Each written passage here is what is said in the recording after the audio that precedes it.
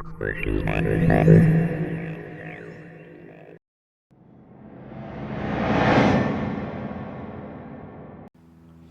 everybody, it's Rod with the PhotoFair coming back at you with another video. Today, outside on this beautiful late summer day. We only got a few more of these kinds of days coming, and then, well, then summer goes bye-bye for a long time. Anyway, today I'm going to talk to you about a cool lens that you can find at PhotoFair or eBay or wherever, and you find these things all over the place. And that lens is the Canon 24 to 105 f4 with image stabilization. Now, these lenses, Canon used this as a kit lens for their pro and semi-pro or prosumer cameras for quite a while.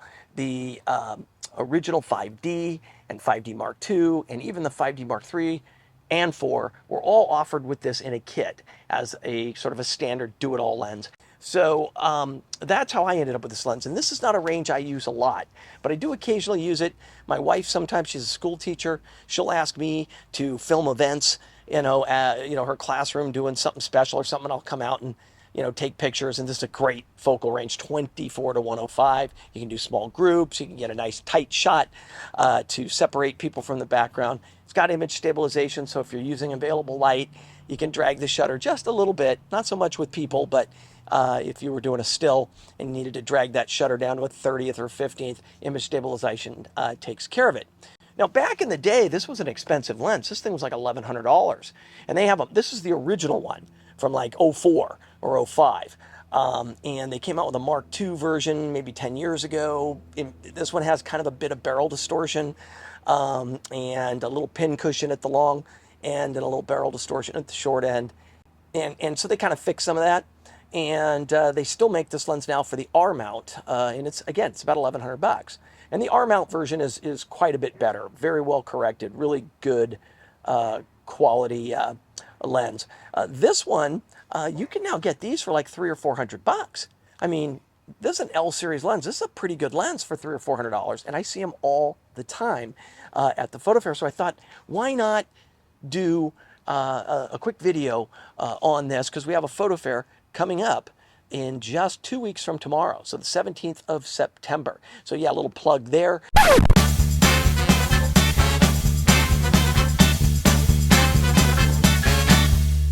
PhotoFair show in Portland, the 7th annual Rose City Photo Fair. Check the website here over the next few days, because I believe we have got a retired photojournalist from the Oregonian newspaper is going to do a little seminar, a little talk, and years and years of experience as a photojournalist. So he'll be very interesting. We'll have more information about that coming up just soon. We're working out the final details for that. In the meantime, we've got scores and scores of tables filled with camera lenses and camera bodies, everything from modern gear like this EOS R5 and this modern L lens, and old vintage stuff, Leicas and old Canons and Minoltas and all that stuff. So if you're a student or a professional photographer, just a serious amateur like me, there's something for you at PhotoFair. So be sure to check out PhotoFair.com for more information on the 7th annual Rose City Photo Fair. Okay, enough of the plug there. Back to this lens. So I'm not going to yak about it too much. I will tell you that this thing has the ability to focus down to 1.5 feet. Okay, at 105 millimeter. That gives you pretty decent macro reproduction ratios. I'll put those up on the screen, what they are.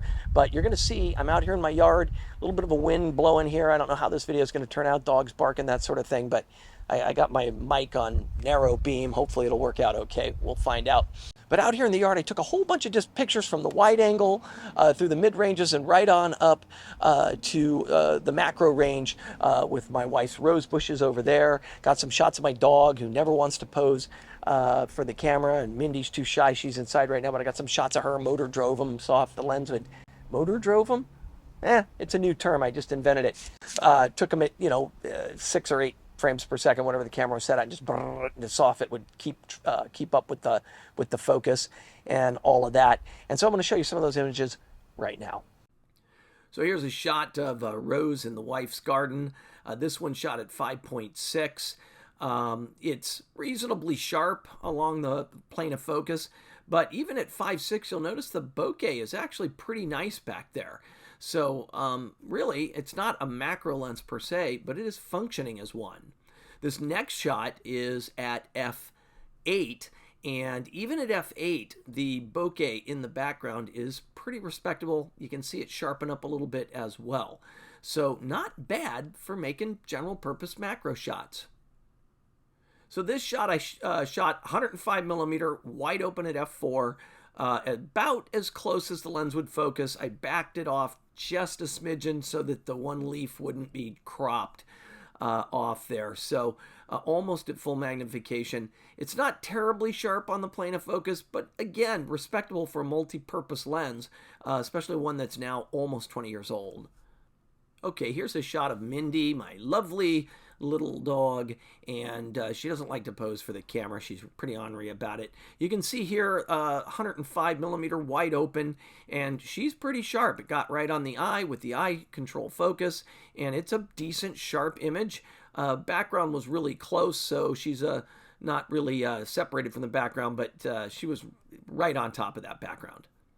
So next, here comes the motor drive sequence. You'll see that the lens could keep up.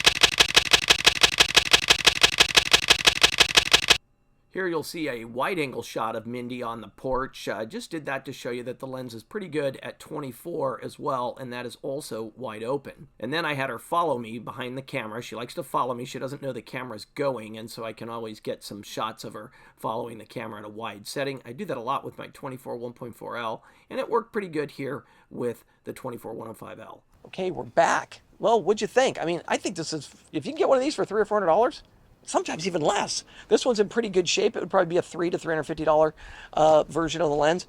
Those shots were done on my EOS R5. It's a 45 megapixel sensor. That's going to test the optics of the lens because this sensor is sharper than this lens. But you can see that they held up pretty well. So that's really all I got on this this cool lens from Canon, and you'll be sure to see one of those at the PhotoFair on the 17th of this month. Bear in mind, all you regulars to the PhotoFair this year in Portland, the Jackson Armory is under renovations. So we're going to be in the Cleaver Armory. It's just around the corner, maybe a mile and a half away. It's still right next to the airport. It's on the west end of the airport instead of the south end of the airport.